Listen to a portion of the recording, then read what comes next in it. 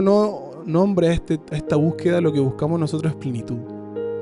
Yo creo que aquí no hay nadie que no anhele sentir plenitud. ¿Quién aquí no quiere ser pleno? Rubén dice, no, me interesa ser pleno. Yo creo que todos queremos ser plenos. ¿Por qué nos surge esta pregunta de la plenitud a nosotros? ¿Por qué nos visita esta idea en lo cotidiano? De repente estamos almorzando, miramos y decimos, ¿estoy siendo pleno? O vamos en la micro, o soy yo nomás que me pasa esta cosa, pero vamos en la micro mirando, ahí se nos pasa el paradero. ¿Soy pleno? O lo levantamos en la mañana a trabajar, ¿soy pleno? Los que tienen trabajo, estoy buscando todavía. Y así, la pregunta sobre la plenitud, si es que somos plenos, surge a raíz de las dificultades cotidianas. Nunca nos preguntaríamos acerca de la plenitud si no viviéramos la enfermedad, por ejemplo, no viviéramos el problema económico, no viviéramos la escasez, no viviéramos los problemas emocionales, si no tuviéramos todas estas cosas que son como los matices de la vida, nunca nos preguntaríamos si es que somos plenos o no. Viviríamos simplemente. Fácil entonces, pues saquemos todas esas cuestiones y estamos felices. No se puede tampoco. No se puede. Entonces, es inevitable.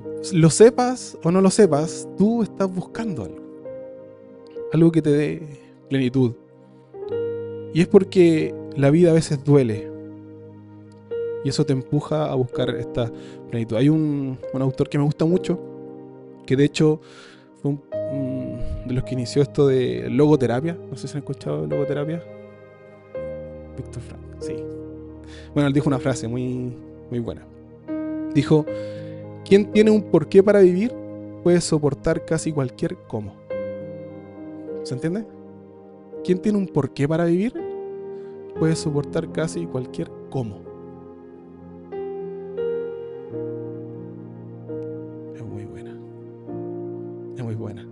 Bueno, logoterapia, la misma palabra lo dice, o sea, el sentido es el tratamiento. La búsqueda de la palabra, del sentido, del propósito en la vida puede ser una terapia para ti, un tratamiento. Es muy fuerte eso. Incluso la búsqueda de sentido es más fuerte que la búsqueda de placer y que la búsqueda de poder. Es algo que también dice Víctor Frank. La búsqueda de placer, y pareciera que el placer es algo que nosotros buscamos constantemente, porque nos da esa sensación en el cuerpo, esa dopamina, ¿cierto? En el cuerpo, y tú la sientes, ¿cierto? Es evidente el placer, momentáneo pero evidente. Y el poder produce algo similar, tú te sientes superior, ¿cierto? A los demás, y esa sensación te la da el lugar donde estás, la gente con la que te rodeas, las cosas a las que aspiras, etcétera, etcétera. Más que esa sensación de placer, y más adictiva aún que la sensación de poder o la búsqueda de poder, lo que el ser humano busca es sentido, propósito. Y lo hacemos aunque no lo sepamos, aunque no lo entendamos. Eso es un poco lo que decía Cristian en la reflexión sobre la adoración. Esta es la razón por la que adoramos algo. Porque antropológicamente, existencialmente, adoramos algo. Nos sentimos atraídos por algo. Hay algo que siempre roba nuestra atención, que no roba, sino que llama nuestra atención, busca, nos quita energía, nos atrae constantemente, nos hace estar sobrepensando. Siempre hay algo que está ahí para nosotros como una fijación. Siempre tenemos un objeto de adoración. Y como decía muy bien Cristian, nos vamos convirtiendo también mientras adoramos eso. Si adoramos la plata, nos vamos convirtiendo en ambiciosos, millonarios. Poquitos, muy poquitos. Si adoramos, qué sé yo, nos convertimos en eso. Si adoramos a Dios, deberíamos ser más amorosos. Bueno, si adoramos a Jesús, deberíamos ser más como Él. Entonces toda persona, crea o no, entienda o no, adora algo, ama algo con todo su ser, y eso ocupa el lugar de Dios, o Dios es su Dios. Entonces, en palabras más simples, esta búsqueda humana no es más que una búsqueda de sentido y de propósito que finalmente, en última instancia, es una búsqueda de Dios. El ser humano busca, en otras palabras, la divinización. Tú quieres trascender. ¿Y cómo buscas trascender? Dándole sentido porque estás vivo. ¿Por qué estoy vivo? ¿Qué tengo que hacer con esta vida? Cuando tú te haces esas preguntas, tú estás buscando a Dios. ¿Qué es la respuesta a eso? Entonces lo sepamos o no, y insisto en esa idea, lo sepamos o no. Entonces mucho de lo que hoy lleva nuestra atención, nuestra fuerza, nuestra mente, es algo a lo que acudimos por nuestra necesidad de Dios. Mucha gente se marcha, deja de seguir a Jesús porque Jesús ofrece como la respuesta, pero sus discípulos lograron conectar. Muy pocas veces pasa eso con los discípulos. Normalmente los discípulos andan medio perdidos siempre. Pero en esta oportunidad Pedro le achuntó justo. Dijo: Señor, en realidad lo que hemos visto en ti no lo hemos visto en nadie. Lo que hemos escuchado en ti no lo hemos escuchado en nadie. ¿A quién vamos a ir? Solo tú tienes palabras de vida eterna.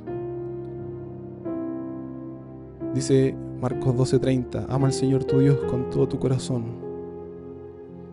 con toda tu alma, con toda tu mente, con todas tus fuerzas. Cuando nosotros ordenamos nuestro objeto de amor, todo lo demás en nuestra vida encuentra su lugar, se va encajando.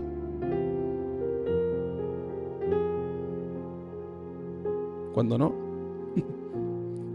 somos capaces de confundir la carencia con la búsqueda de sentido, las relaciones con la salvación. No es que si estoy con esta persona si tengo este trabajo, ahí sí que voy a ser pleno. Si me ascienden a esto, ahora sí. Y buscamos esa instantánea. Esa instantánea. Que parece que cada vez que damos un paso se va alejando más la instantánea porque crece nuestra expectativa. Es que ya no es suficiente este lugar. Vamos a... Es un ejemplo muy práctico. Es que ya no es suficiente esta casa que tengo ya. Es que el auto que tengo ya... Muy bonito todo, pero... Y se dan cuenta que cuando logras tener eso, inmediatamente te dura una semana la dopamina. Una semana el placer en el cuerpo. Una semana la sensación de poder. Pero te chocas nuevamente con la falta de sentido. Y eso no te da sentido. Y no te llena. Y te das cuenta que quisimos tapar una carencia, un vacío existencial. Lo quisimos tapar con cosas, con personas, con momentos. Pedro está lúcido y dice: ¿a quién vamos a ir? ¿Qué más vamos a entender? ¿A quién más vamos a escuchar? Y aquí está el corazón de esta reflexión. Siguiente planilla, amigo.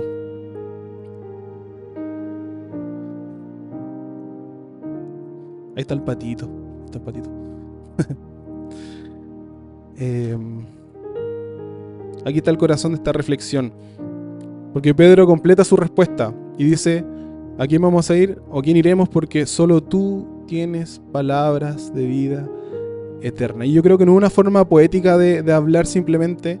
Yo creo que Pedro es una declaración desde el alma, desde lo que él está viviendo con Jesús. Convengamos que Pedro dejó todo también por esto, apostó todo. Aunque después lo termina negando. Es muy buena esa, pero es como un spoiler de...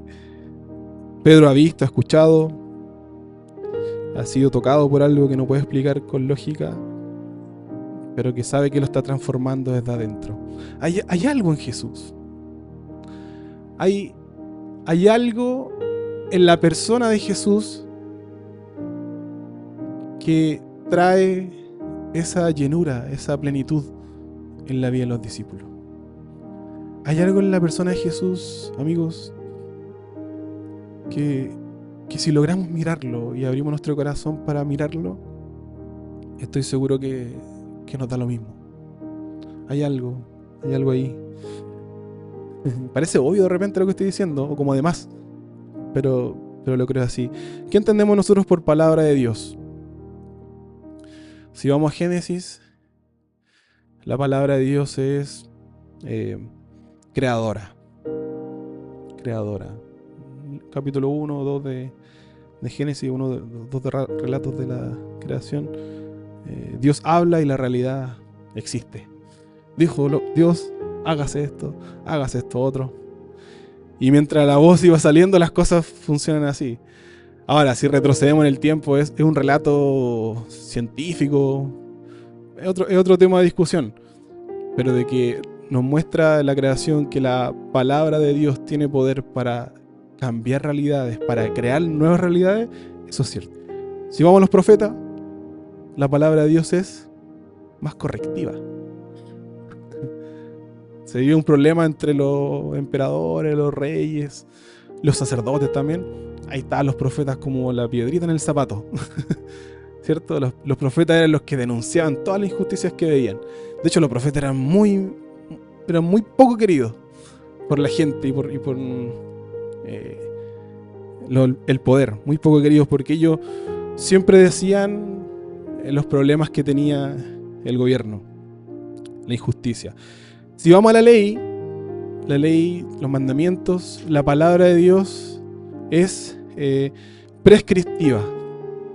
Si vamos a la ley, la palabra de Dios es prescriptiva. ¿Qué significa eso? Que tú quieres conocer la voluntad de Dios, quieres saber lo que Dios quiere para tu vida, quieres saber lo que Dios quiere para el pueblo, ahí está escrito.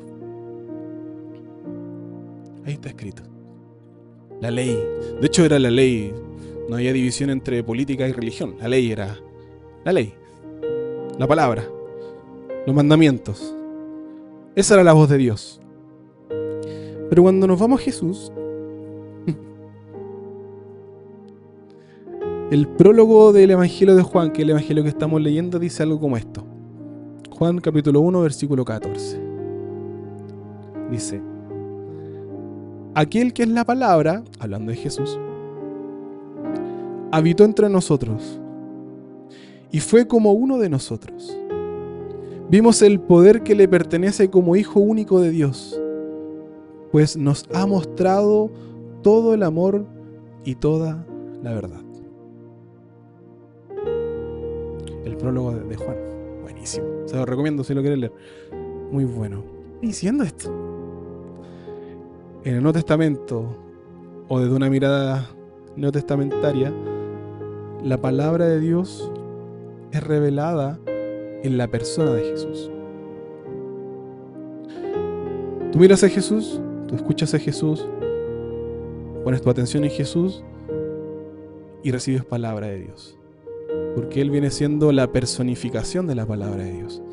Aquel que es la palabra habitó entre nosotros y fue como uno de nosotros. Vimos el poder que le pertenece como Hijo único de Dios, pues nos ha mostrado el amor y la verdad. Jesús es la palabra viva que sigue habitando en medio nuestro. Y ahí lo puse, ¿cierto? Jesús es la palabra de Dios entre nosotros. Entonces Pedro no duda en lo que está diciendo. Solo tú tienes palabras de vida eterna. Que en otras palabras sería: en Jesús termina nuestra búsqueda. Jesús calma nuestra alma inquieta. Jesús hace descansar al que está cansado. Jesús sacia al que está inconforme. Jesús te da la fuerza en la mañana al que no se quiere levantar. Jesús le da sentido al que no tiene sentido.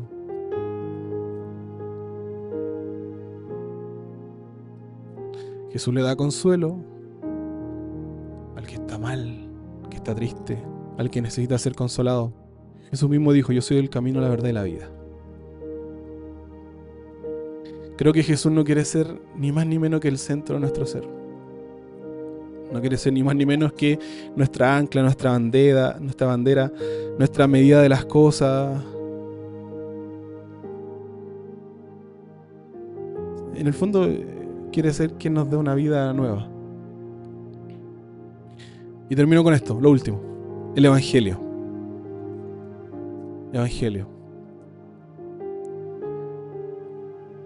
La palabra evangelio para nosotros es como media desconocida. La conocemos por lo evangélico. Ahí están los evangélicos, los canutos, la Eva evangélica. ¿No vieron esa? Los evangélicos predican el evangelio y lo que se nos viene a la mente es el punto de predicación ahí que están predicando, hermano, y meten bulla. Estos son los evangélicos. Pero evangélico es un concepto que hemos acuñado. El cristianismo acuñado. Porque evangelio es esa noticia de un mensajero de parte del imperio. Cuando había un nuevo rey, cuando había alguna decisión importante, cuando había alguna guerra en algún lugar, mandaban un mensajero, porque no tenían WhatsApp o cualquier otra cosa, mandaban un mensajero, llegaba, se paraba en una esquina y decía: hay noticias, hay esto otro, pasó esto aquí, pasó esto allá, y hay una ceremonia ahí. Esa persona que está expresando un mensaje que es bueno en sí mismo, trae evangelio. Y normalmente era que hay un cambio de era, que va a anunciar un momento de paz, de bienestar para el pueblo, de felicidad para el pueblo, que ganaron las batallas, que conquistaron ciertos terrenos, y todo con un sentido religioso, porque en la época no había la distinción. Me gusta este concepto de evangelio y creo que tenemos que... ¿Qué? Creo que tenemos que sacudirle un poco del polvo de... Me siento. Sacudirle un poco del polvo el cual tiene. Evangelio es esto. Mientras la religión expresa la búsqueda incesante del ser humano de realización, pues hay tantas religiones, hay tantas búsquedas del ser humano, el evangelio, la buena noticia en sí mismo, lo que intentamos predicar cada semana que nos ponemos aquí y estamos hablando, es que la buena noticia es que Dios es quien viene a nosotros. No sé si se notó la diferencia. En mi mente cuando lo dije, voy a decirlo así fuerte, no me salió. Voy de nuevo. Mientras la religión... No voy a hacer así. Mientras la religión... La religión es nuestro esfuerzo sobrehumano por encontrar la realización, la plenitud. Buscamos. No que adentro de la naturaleza, no que afuera de la naturaleza, no que en el cosmos, no que en la célula, no que... Pero el evangelio que trae Jesús es aquel que nos dice: oye, estoy entre ustedes. Soy una realidad palpable entre ustedes. Habito entre ustedes. La palabra de Dios está en medio de ustedes. Tu vida puede tomar, como dice Pedro, esa profundidad eterna. Solo tú tienes palabras de vida eterna. Una profundidad eterna que sería nuestra realización, por así decirlo. Estable. Puedes encontrar propósito o propósitos para tu vida. Les voy a dejar algunos factos y me voy despidiendo con esto, ¿ya? Hebreos 4:12. Porque la palabra de Dios es viva y eficaz, y más cortante que cualquier espada de dos filos. Accede hasta las profundidades del alma y del espíritu, de las coyunturas y de los tuétanos, y discierne los pensamientos y las intenciones del corazón. Isaías 48. La hierba se seca, la flor se marchita, pero la palabra de nuestro Dios permanece para siempre. Salmo 119, 105. Lámpara es a mis pies tu palabra y lumbrera en mi camino. Mateo 4:4. Jesús respondiendo, diciendo: escrito está, no solo de pan vive el hombre, sino de toda palabra que sale de la boca de Dios. 1 Pedro 1:23. Pues ustedes nacieron no de simiente corruptible, sino de una incorruptible. Ustedes nacieron por la palabra de Dios que vive y permanece para siempre. Hay un concepto que está dando vuelta en toda esta reflexión de la respuesta de Pedro, a quién vamos a ir, la búsqueda humana. Hay un concepto que está dando vuelta aquí, que está implícito. Y es que en Jesús la palabra de Dios se encarna. Se encarna. ¿Y qué pasa con eso? Que esa es la forma que tiene de hacerse vivo. Y esa es la forma que tiene de hacerse una realidad para nosotros. Cuando encuentra en nosotros un lugar para ser. Cuando encuentra en nosotros una habitación para ser viva, para vivir. Por eso pongo ahí, la palabra de Dios se hace carne cuando encuentra un corazón para habitar y dar fruto.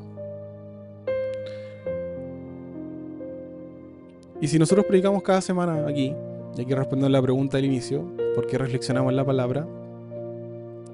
Porque esperamos que tanto los que hablamos o los que escuchamos, esperamos que algo de lo que estamos diciendo, algo de estas locuras, reflexiones y cosas que se preparan en la semana, algo de eso sea evangelio para nosotros. Que en alguna de las palabras que se dicen, en alguna de las reflexiones, en alguna de las cosas, tenga un sentido para mí, para ti, te haga ruido, te despierte algo en ti.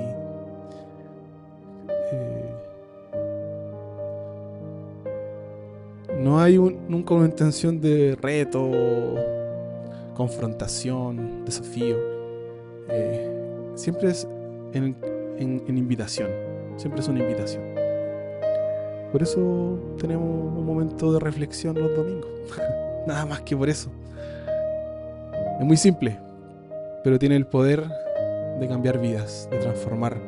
Si encuentra en nosotros habitación esta palabra, puede transformarnos completamente. Y le invito a orar. Señor, te damos gracias por tu palabra, porque es la que verdaderamente conoce las intenciones de nuestro corazón, la que nos expone ante ti, con la intención de hacernos mejor, de que encontremos un propósito, un camino para nosotros. Tiene el poder de cambiarnos completamente. Y que nuestra búsqueda termine. Y que nuestra búsqueda finalice en ti. Encuentre su punto de inflexión en ti. Deseamos con todo nuestro corazón que tú, como la palabra de Dios, habite en medio nuestro. No solo como comunidad, sino también en lo individual. Que tu palabra habite en nuestro corazón. Que tu palabra vaya recorriendo nuestras mentes, nuestros pensamientos. Vaya impregnándonos, Señor, de esto que dice Hebreos, este amor y esta verdad. Hasta que llegue un punto, Señor, en que tu palabra se haga carne en nosotros también. Tu palabra se haga viva en nosotros, en nuestra esperanza, en nuestra confianza, y por eso oramos en el nombre de Jesús. Amén. Amén. Dios les bendiga.